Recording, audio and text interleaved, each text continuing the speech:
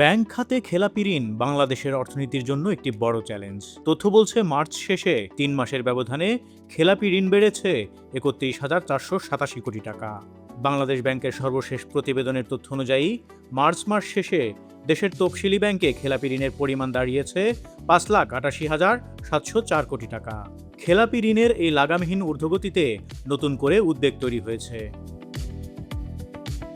খেলাপি ঋণের প্রকৃত চিত্র আরও ভয়াবহ হতে পারে বলে মত খাত বিশ্লেষকদের। তারা বলছেন, নানা আইনি জটিলতায় অনেক ঋণ এখনও খেলাপি হিসেবে দেখানো হয়নি। ফলে ঘোষিত খেলাপি ঋণের বাইরেও আরও বিপুল পরিমাণ ঝুঁকিপূর্ণ ঋণ জমে আছে ব্যাংক খাতে। এটি শুধু ব্যাংক খাত নয়, পুরো অর্থনীতির জন্যই বড় ধরনের সতর্কবার্তা বলে মনে করেন বিশ্লেষকরা। বাংলাদেশ ব্যাংকের সর্বশেষ প্রতিবেদনের তথ্য অনুযায়ী মার্চ মাস শেষে দেশের ৬১টি তফসিলি ব্যাংকে মোট বিতরণ করা ঋণের পরিমাণ বেড়ে দাঁড়ায় ১৮,২৪,৬৬৮ কোটি টাকা। ৩ মাসের ব্যবধানে ঋণ বিতরণ বেড়েছে প্রায় ৪,০০০ কোটি টাকা। তবে মোট বিতরণ করা ঋণের ৩২.২৬% খেলাপি হয়ে পড়েছে। ব্যাংকারদের মতে আওয়ামী লীগ সরকারের ১৫.৫ বছরে ব্যাংক খাতে অনিয়ম, জালিয়াতি, প্রতারণা ও দুর্নীতির উচ্চমাত্রার প্রভাবেই খেলাপি ঋণ বৃদ্ধি পায়।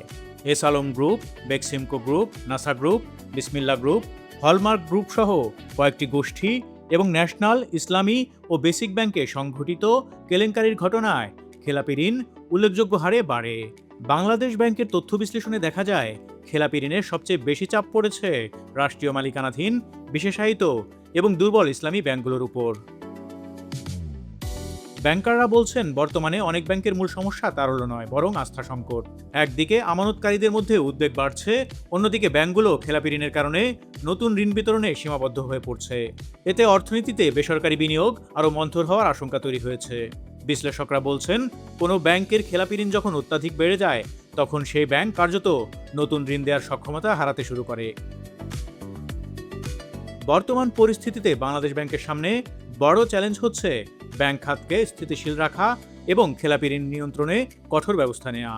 Institute for inclusive finance and ডেভেলপমেন্টের সাবেক নির্বাহী পরিচালক এবং বাংলাদেশ ব্যাংকের সাবেক প্রধান অর্থনীতিবিদ ডক্টর মোস্তফা কে মুজেরি জাতীয় অর্থনীতিকে বলেন, ব্যাংক খাতে খেলাপি ঋণের এই উচ্চ হার দীর্ঘদিনের কাঠামোগত দুর্বলতার প্রতিফলন। তিনি বলেন, খেলাপি ঋণ যখন মোট ঋণের প্রায় 1/3 কাছাকাছি পৌঁছে যায়, তখন তার স্বাভাবিক ব্যাংকিং ঝুঁকি হিসেবে থাকে না। এটি পুরো আর্থিক ব্যবস্থার জন্য সিস্টেমেটিক রিস্কে পরিণত হয়।